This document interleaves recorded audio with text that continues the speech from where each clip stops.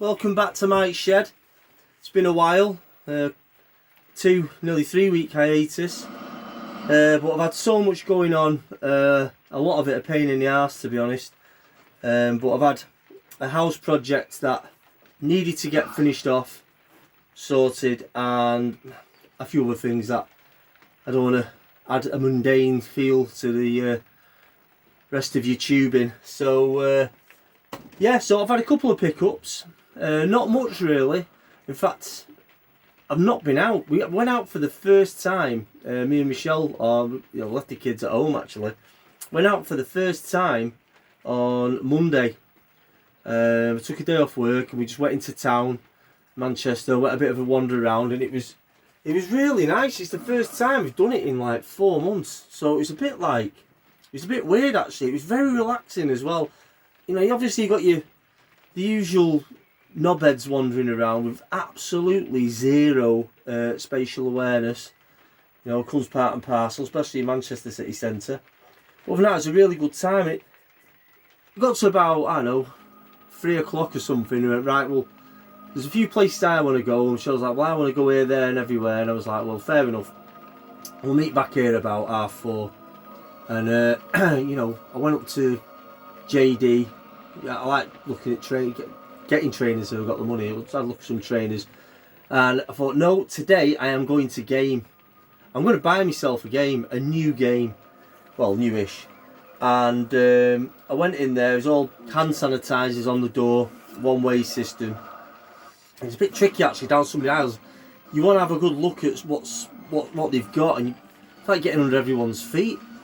I was like moving out. Oh yeah, just give us a minute. And you're moving out of the way, getting back in the aisle. And I thought, no, I'm staying put now, because some people are just gormless, and people just come and stand next to you anyway. I moved out of the way, and you know, somebody's like following you. It's like moving out of the way so you can look. Anyway, so yeah, so I've been after this game for a while. It's not that old. It only came out last year, and I've been meaning to get it, and I've been tight basically.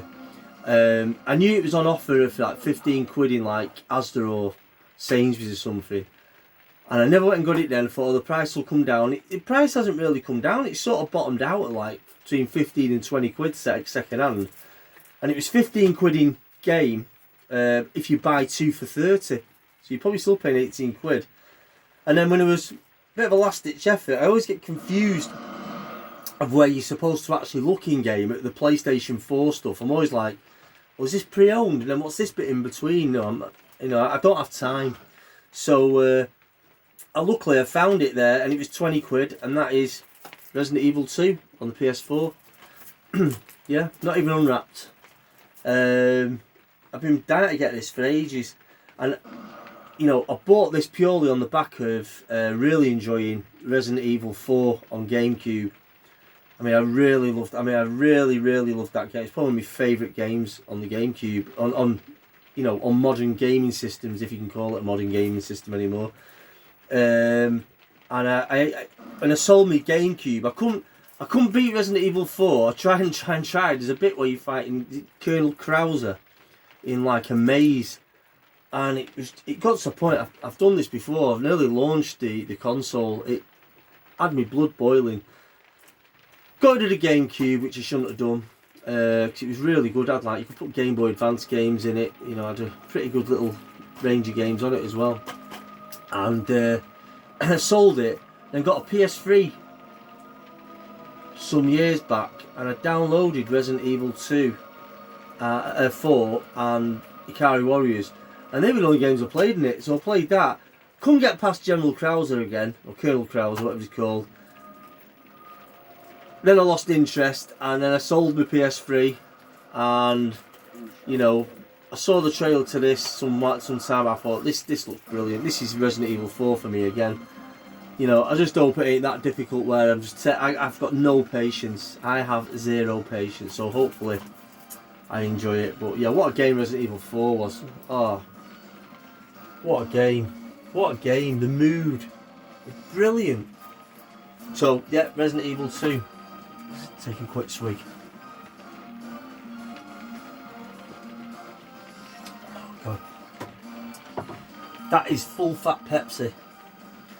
everything's Pepsi Max at the minute. In our corner shop, he does the normal Pepsi, and it's nearly as good as it used to be when it used to be that little white can back in the 80s and 70s.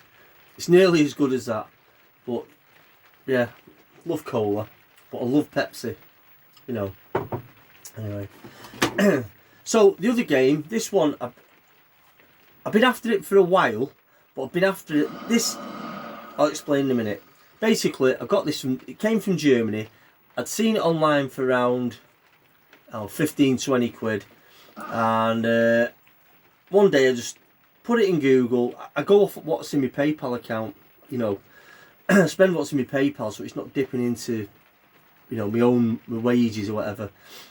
So I went online, I typed in the Google search engine for this game, and it popped up in Germany, 6 quid.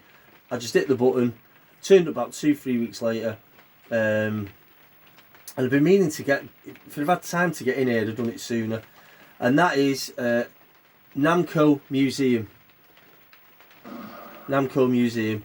There's some good games on there, but I actually bought this for one game in particular. One game I bought this for.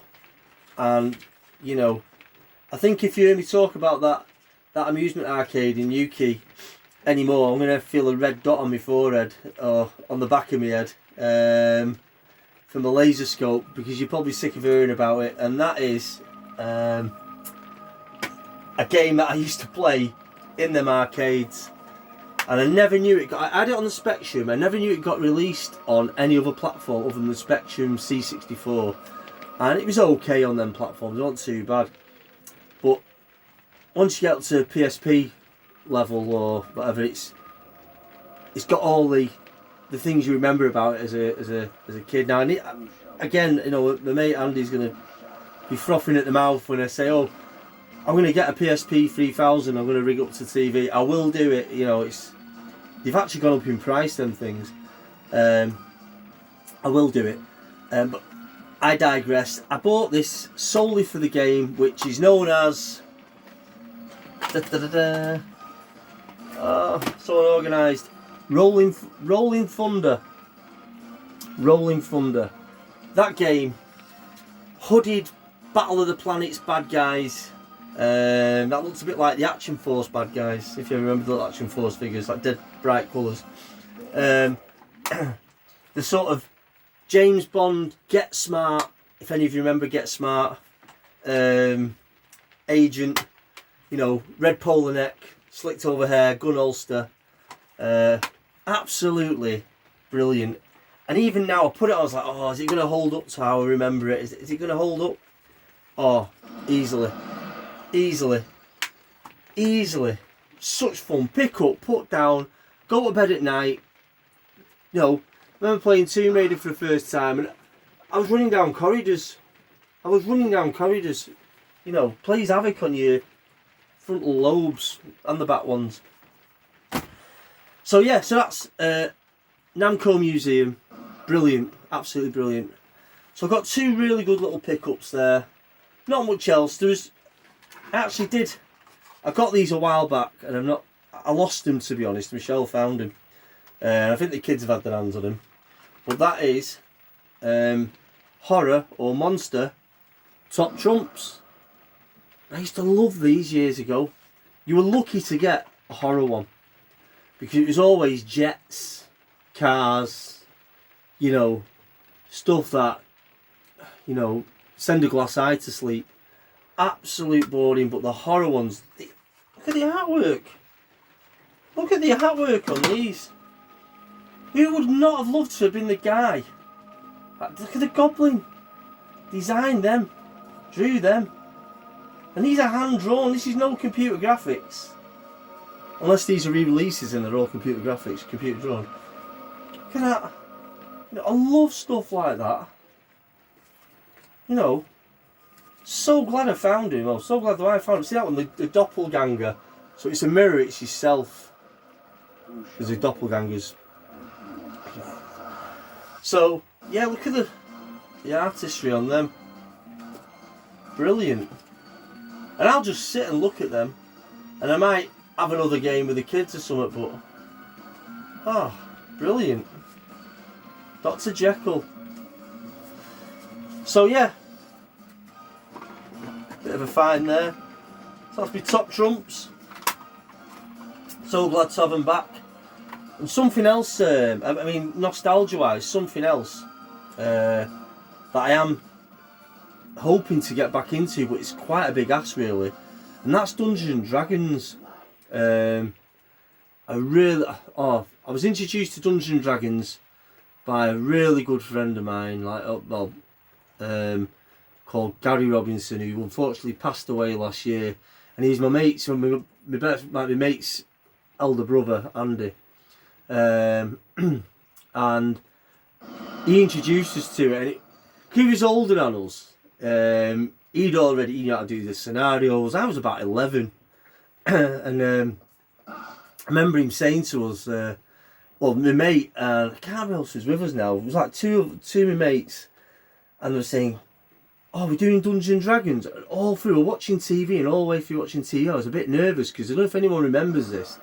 At the time, in America, they were trying to associate Dungeons and Dragons with like devil worship or the Antichrist, and that fucking scared me because at the time, I always remember there was was it a bit after Trick or Treat, and you played a record. There was a rumour of playing a record backwards and it had devil worship on it, and some kid went nuts in the States with a rifle or something, playing Dungeons and Dragons, and I thought, can it drive you mad? Is it like in the Mouth of Madness or something like that? Anyway, Gary had set this scenario. He had a board, we all had figures, and they're all like painted in Humbrol enamels, that sort of 80s, before Citadel paints, and it was absolutely brilliant. It's, out of everything I've ever played, video games, everything, Dungeons and Dragons, that first game of Dungeons and Dragons will just live with me forever. I'd love to be able to recreate that for the kids. I mean, they'd probably look at me like I had two heads now if I try getting them to play that. But I think if we did, I think it'd just blow them away. It's just absolutely brilliant. Such a fond memory. Such a fond memory, and such a great guy. You know, Gary was a really nice guy, and you know, he did a lot. He did a lot for me. My dad was very ill with MS, and Gary ended up becoming a nurse, and ended up helping my dad in hospital. Just absolutely, my mum, a really top guy. Really sorry he went. But you know, he's left me with some really fond memories. We went from playing Dungeons and Dragons, Call of Cthulhu. Oh, it was just brilliant. And he'd always get the figures because he was working. We were too young. He was get the figures, and like, you know, we'd get them out of pocket money, but Citadel stuff was so dear. But he'd pull out the Ral Partha figures, which when you look at them now, really shit. But there's something about them I love. So yeah, that's something to watch out for. I bought some figures. Have I just shown you them? Did I just pick them up? Can't remember. But I've been buying the odd figure here and there online. You know, they're not that cheap, but they're not that dear either when you buy them like this. But yeah, so I think I just put bids on them. But yeah, I think I'm looking at Ral Partha stuff at the minute, and I think Stranger Things as well spurred it on. I think it's actually making a comeback. There's a guy I know called Drew Murray who's out in Huddersfield or Leeds, can't remember where he lives now, and he did one of my events. What a sound guy. I hired him as a DM to do my first event, and he said, I'll come back. I said, I want to get you again. He says, well, I enjoy what you're doing that much, I'm going to do it for free. And he turned up, and he had people playing Dungeons and Dragons who'd never played it before. I did it at Fab Cafe in Manchester, the Hidden and Stranger event, and what a guy, what a top guy. He's got his own click as well, I can't remember what it is now, but yeah, a really sound guy. So yeah, anyway, I've gone long enough. So thanks for joining me, guys, and coming by for another Mike's Shed, and I hope to see you all soon.